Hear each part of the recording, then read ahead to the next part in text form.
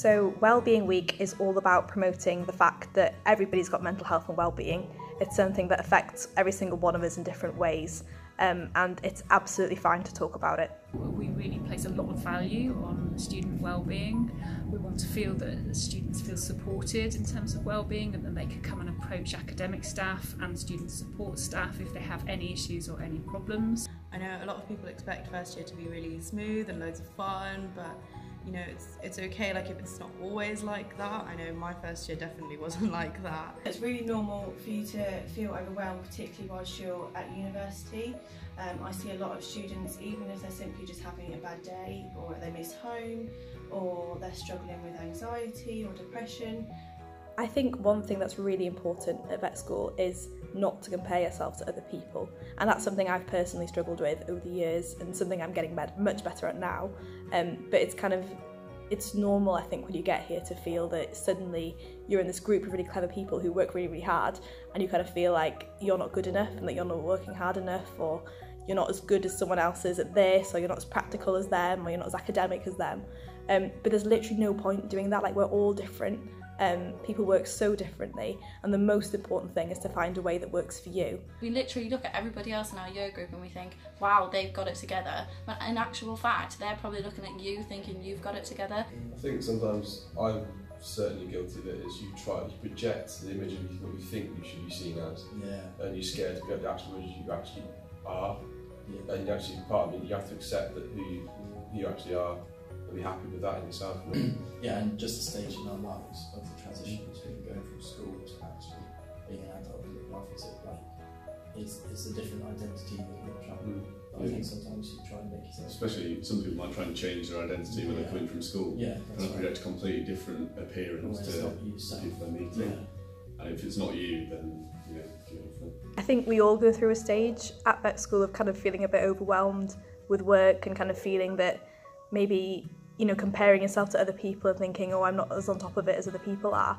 But one lesson I've learned as I've got through vet school is that it's really important to value your free time just as much as you value your work time.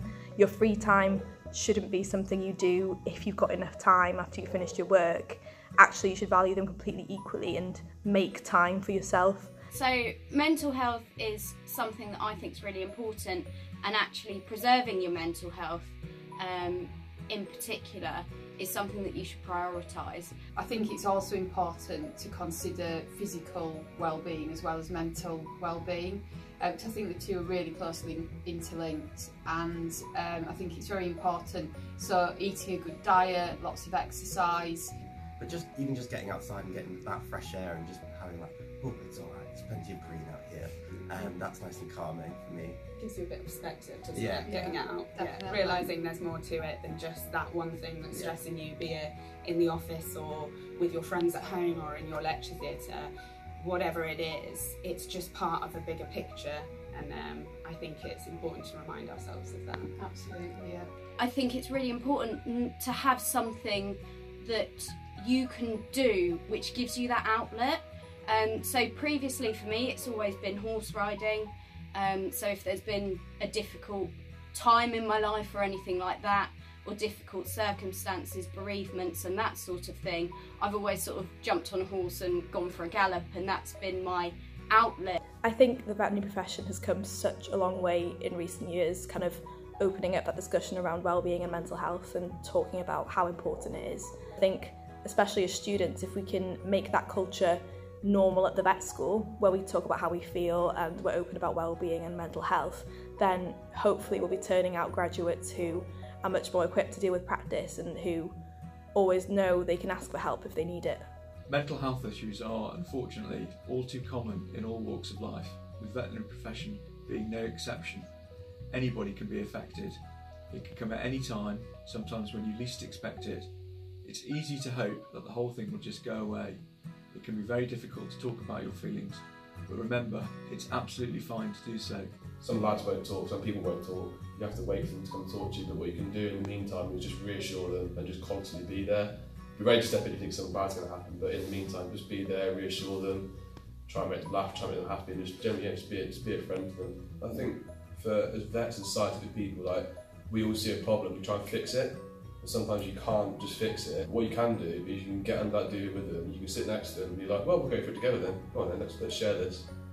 And that's kind of one way you can help. Share your feelings with somebody that you trust, a friend, a member of the family or of the welfare team, maybe your tutor or a professional such as your doctor. A lot of vet students worry about fitness to practice and what that means to them. It's really important you look after your health. The RCVS are not interested in whether you have mental health or not. What they're interested in is that you're able to manage this in an environment that's pressured. If you come to me, chat to me or anyone regarding welfare, it has no impact on your studies whatsoever, so please, please, please come and access support if you need it. As I say to all the students, my door's always open, so please come and see me if you need to, and I'm happy to talk about anything and everything, and we can talk about what support's available at the university. So please get involved with Welfare Week. There's some great activities going on through the week, lots of things for you to have a go at. Great for you to have a go at something new that you've not tried before. It will make a huge difference to your life. You'll meet new people, you'll gain a new skill, and the benefits will outweigh any nerves that you had going into that environment.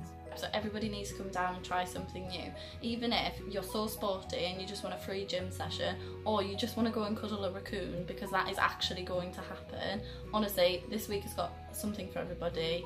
So please come down and join us and show that Nottingham Vet School is all about promoting mental health and wellbeing.